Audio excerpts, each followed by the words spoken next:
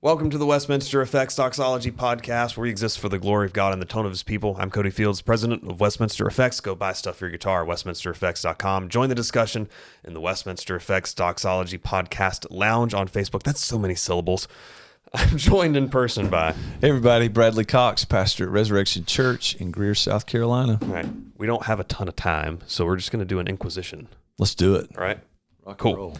First off, from Brian Morris...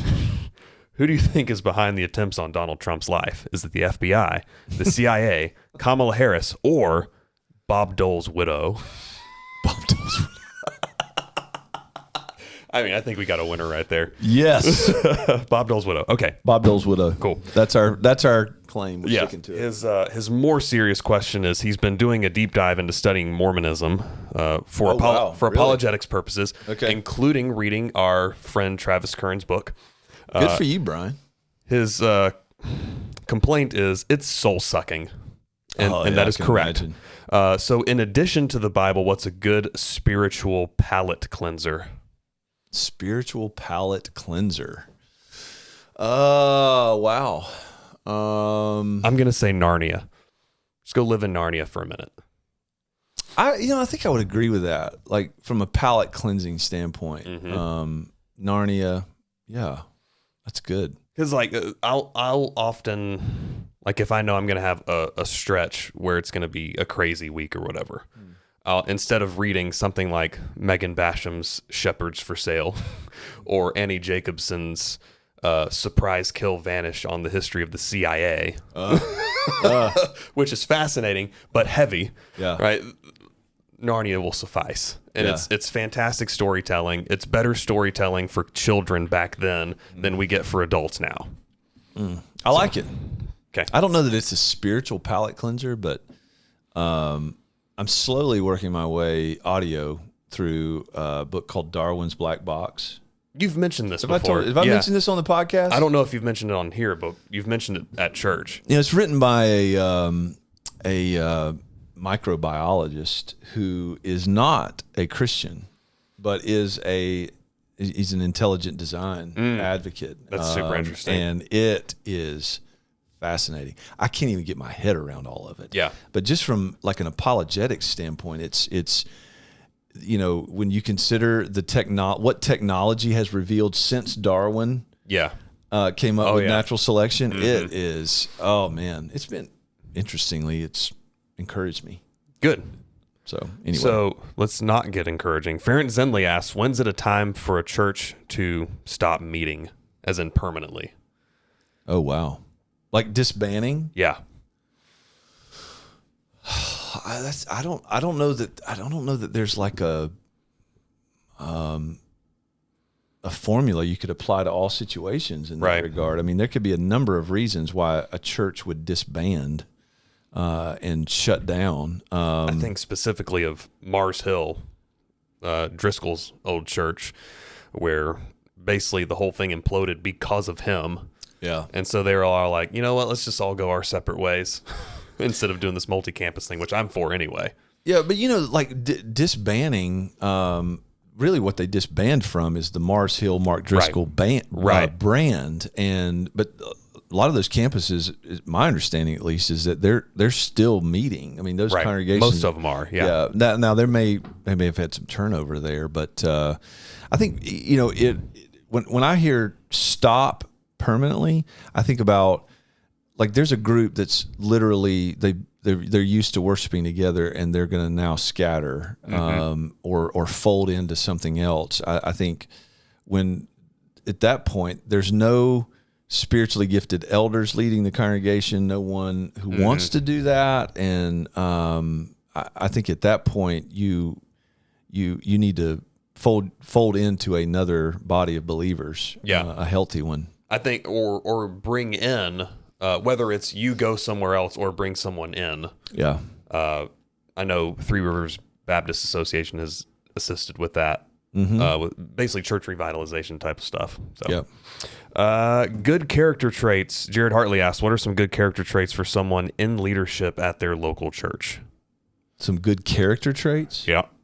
For someone in leadership? I mean, define leadership. I mean, that could be a number of different things, but I mean, I'm thinking 1 Timothy, Titus 1, 1 Timothy 3, Titus 1. I mean, those qualifications for elders, right? I'm not saying that everybody should be an elder. Right. But should everybody aspire to those characteristics? Right. Yeah, I think so. Yeah, absolutely. I think so. I mean, one of the characteristics is able to teach. Paul says we should be teaching and admonishing one another. Doesn't necessarily mean that you are called by God to be responsible in a local fellowship for the ministry of the word, but should all Christians aspire to be able to teach, at least on some level? Right. So I think if you're going to be in leadership, above reproach, husband of one wife, or, wife of one husband, depending on the leadership role, someone who, isn't a drunkard. I mean, all of those things are at least a good starting point. Right. I've heard Doug Wilson, I don't remember if it was regarding husbands or elders, but I think this could apply either way. But basically saying you need to be a velvet covered brick where you need to be stable enough, like a brick is, like firm enough, but you're tender when you need to be. Yeah.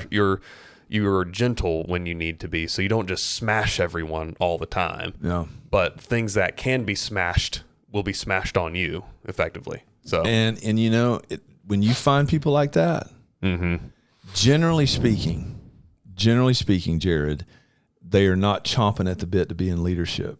they're just doing the thing. They're just doing what they do. Yeah.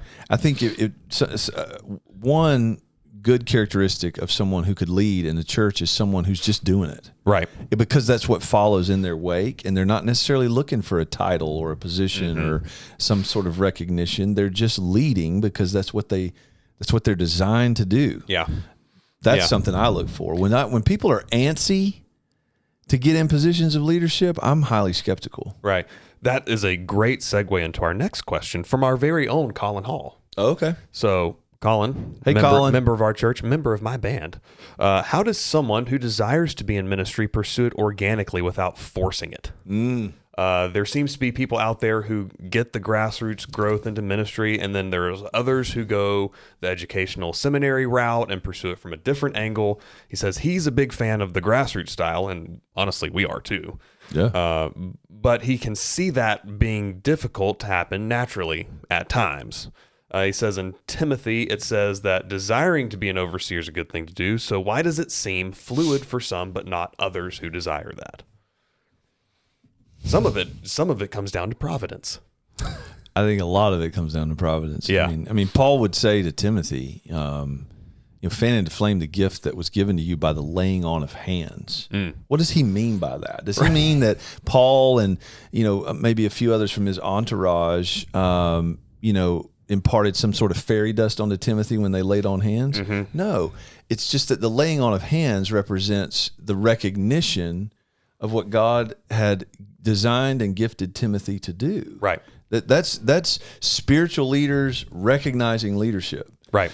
And I think you got to be patient with that. Right. One question I might ask, and, this is a little weird because Colin's at our church, but are you confident in the leaders you're under? Right. Right. Like, do you trust their judgment? If you do, then I think you trust ultimately the providence of God in those, because I think that's how leadership in the local church should happen, is that it's affirmed in the body, confirmed by God through spiritual authority and leadership, and that's how the doors open. Right. And I'm not saying that Colin feels like maybe he's getting overlooked or whatever, but this got really awkward. Or yeah. I don't know that about Colin, but and he wouldn't be doing that. No, underhandedly through this podcast. No, I don't. But I think it's a good question. But I never had to force it. Right. And I know, like, for some it might seem fluid and it just happens. Others it might seem like it's a struggle. I'm going to default to trusting the providence of God in that, because I can't say that there was ever really a time where In fact, I went to college determined not to go into ministry. That was my goal. Yeah. I was not going into ministry. And then after I had been in local church ministry for 5 years vocationally, I tried to leave it. I decided I was going to go get an MBA. You told God your plans, and then he chuckled and said, "That's cute." Yeah, I decided I was going to go get an MBA, and I was going to do business and then serve the local church for free. That was my little pious ambition. Okay. And that lasted. The Lord, I could. That's a long story how the Lord shut that down, but He literally, Yeah. in every way said, "Who do you think you are?" Mm-hmm. Like, Yep. no. Mm-hmm. And He made that so abundantly clear. So I would trust the providence of God. I would ask if I'm under leadership that I trust to be discerning in that regard. And at the same time, I don't think it's wrong. I said that I'm skeptical of people who are antsy. There's a difference between being antsy and coming to leaders that you're under and saying, this is what is stirring in my soul. Will you help me? Yeah. The difference between being antsy and eager. Antsy and eager. That's a great way to put it. Brad Speed, is do life together the new love on people in church lingo? I'll let you handle this one. You called me out for having certain phrases that I hate in church. So I do hate, I mistakenly said that I only have 2 phrases that I hate, being doing life together and casting vision. I actually have a third that I forgot, and that's in this place. In this place. As opposed to somewhere else? Like, what about it's a new season? That one, you have the more Pentecostal background, so I'll let you handle that Let me handle that one. But doing life, I detest. Something's about to shift. See, again, that's your Pentecostal background.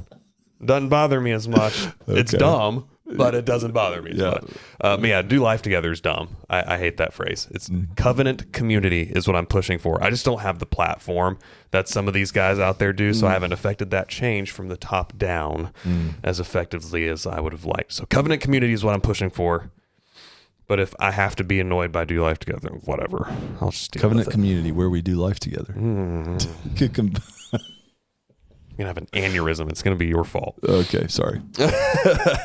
Will Risky asks, how can a pastor of a church revitalization project convince young people to stay when there's little community they feel that they can connect with? Oh, that's a great question. I struggled with that big time. I think it I don't know that there's a formula that fixes that. What happened here was a lot of prayer. And I also, candidly, in the early days, I recruited younger people that I trusted and knew. I'm talking about people I knew over a long period of time. Yeah. One of the things I did, I'll just give you this example. I came here and the church could not afford to pay me. So I came to work for free as an associate pastor. And then the church was turned over to me. But as the church started to grow a little bit, funds increased a little bit to where I could have been paid. Yeah. But I had a viable bivocation situation going on. And I brought in a good friend of mine that was my same age. I was young, and so was he, and brought him on staff. And I let him take salary, and I kept doing the bivocational thing just in order to sort of boost younger leadership within the church. If there's younger people, again, I don't think you have to throw the older folks out with the window, right. But if you can bring some younger people into leadership that you know and trust. I'm not talking about, a young couple, 25 years old, you just met them, don't put them in charge of children's ministry just in order to keep young people. Yeah. But if you know them, if you can recruit them, if you pray and ask God to send you some leadership and put them in place, leadership will attract youth. When we brought on Stephen and Ethan. Stephen's our worship minister in his late 20s, and Ethan, who's our student and connections minister. He's in when he came here, he was in his early 30s, 4 years ago.